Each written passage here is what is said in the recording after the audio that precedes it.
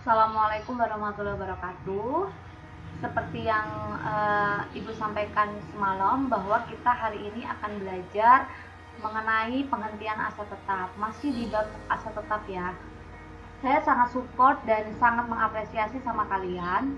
Beberapa yang sudah saya suruh ke kalian melaksanakan tugas dan tanggung jawabnya sangat maksimal.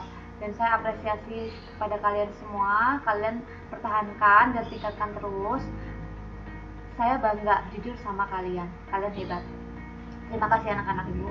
Nah, saya di sini hanya membahas beberapa inti saja karena kalian sudah mencari dari mulai pengertian konsep, alurnya sampai dengan penyelesaian kasusnya. Nah, sebelumnya saya akan memberitahu pada kalian bahwa kompetensi yang harus kalian capai, yang pertama menerapkan penghentian aset tetap, yang kedua melakukan pencatatan aset tetapnya.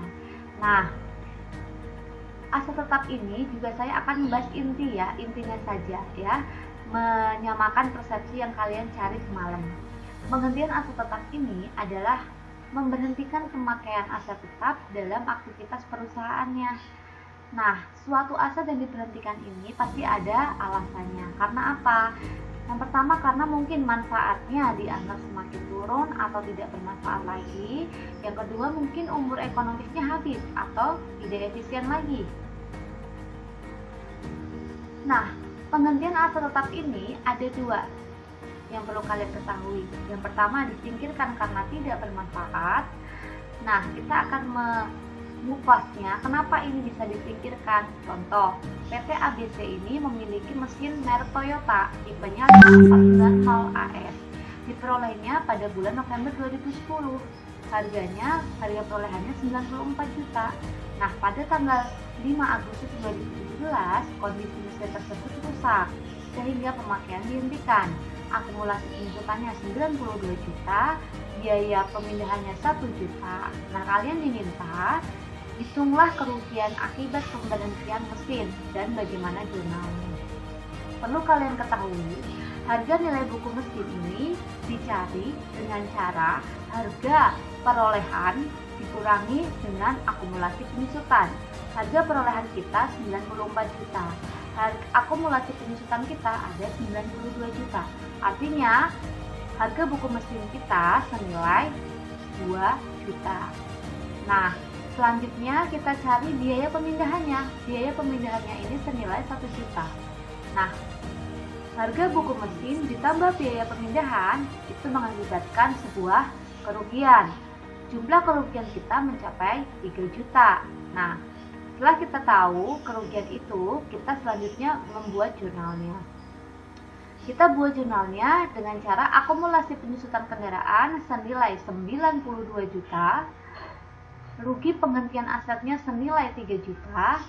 Nah, mesinnya atau harga perolehannya 94 juta tadi, sisanya adalah kas karena kita mengalami kerugian. Untuk itu kas kita berkurang kita letakkan di kredit dengan nilainya sebesar 1 juta. Yang kedua, penghentian aset ini dilakukan karena adanya pelepasan dengan melakukan penjualannya. Nah, dalam pelepasan ini, aset melalui penjualan, perusahaan membandingkan antara nilai pokok aset dan hasil yang diterima. Asumsinya bahwasanya hasil penjualan lebih besar daripada nilai buku dikatakan laba. Begitu sebaliknya, hasil penjualan kurang daripada nilai buku, dia dikatakan rugi. Nah, bagaimana konsepnya? Kita lihat kasus berikut ini. Pada 2 Januari 2017, PT ABC menjual mesin 160 juta. Harga perolehannya 600 juta. Akumulasi depresiasinya 485 juta.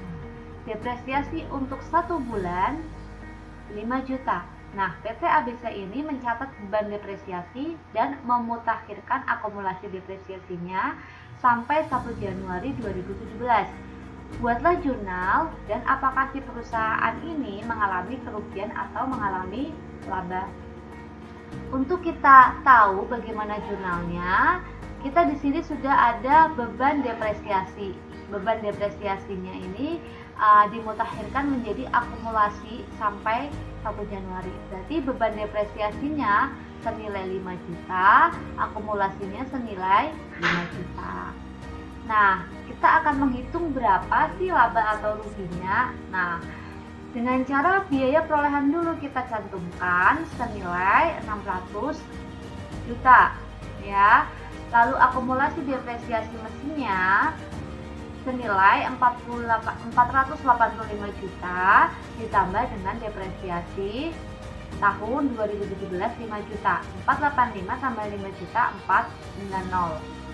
Nah, untuk nilai buku mesinnya dengan cara mencari selisihnya, harga perolehan dikurangi dengan akumulasinya, penyusutannya itu. Nah, sisanya berapa sih nilai bukunya? 110. Nah, tadi dikatakan kan di sebelumnya bahwa kalau nilai hasil penjualan lebih besar daripada nilai buku, maka dia dikatakan laba. Nah, karena ini hasil penjualan mesinnya 160 lebih besar daripada nilai buku mesin, dia mengalami laba penjualan mesin. Tapi kalau saya tuliskan di sini, hasil penjualan misalnya ini senilai 90 juta, lalu nilai bukunya 110 juta, artinya apa? Hasil penjualan lebih kecil daripada nilai buku, dia mengalami rugi. Ya, mengalami rugi. Misalnya ini 110 juta, berarti kerugiannya berapa? 20 juta. Oke, paham ya? Oke, dilanjutkan. Nah, untuk jurnalnya, kasnya adalah 160 juta didapat dari hasil penjualan mesinnya, akumulasi depresiasi mesinnya senilai 490 juta. Nah, untuk mesin sendiri, biaya perolehannya sebesar 600 juta. Nah, labanya sendiri kita masukkan 50 juta sesuai dengan perhitungannya. Jadi kalau kita melakukan menerima laba, berarti kas kita bertambah. Kas kita ada di sini. Nah, catatan buat kalian semuanya bahwa perusahaan ini melaporkan laba penjualan aset tetapnya dalam kelompok pendapatan di laporan laba rugi. Ya. Oke, cukup paham ya kalian ya? Oke, bagus. Selanjutnya, mari kita asah kemampuan. Ada 2 kasus yang berbeda.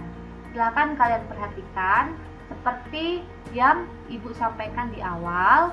Kalian aplikasikan, kalian sesuaikan, dan kalian jawab sesuai dengan informasi yang kalian dapat dari Google atau dari penjelasan Ibu sebelumnya. Nah, bila ada pertanyaan seperti biasa, hubungi WA Ibu atau email Ibu. Selanjutnya, kalian coba kerjakan, langsung di-upload di Google Classroom paling telat pukul 15.00. Demikian materi yang Ibu sampaikan pada hari ini tentang penghentian aset tetap. Mudah-mudahan wabah pandemi segera berakhir, kita bisa bertemu kembali, bisa belajar di kelas bersama-sama kembali, dan jangan lupa kita saling menguatkan dan mendoakan dalam doa. Mudah-mudahan semuanya ini dalam keadaan sehat semua, bisa mengikuti pembelajaran sampai selesai, dan saya harap kalian semua ini tetap mempertahankan semangatnya. Jangan sampai putus dan surut ya. Salam sukses buat anak-anak akuntansi. Terima kasih. Wassalamualaikum warahmatullahi wabarakatuh.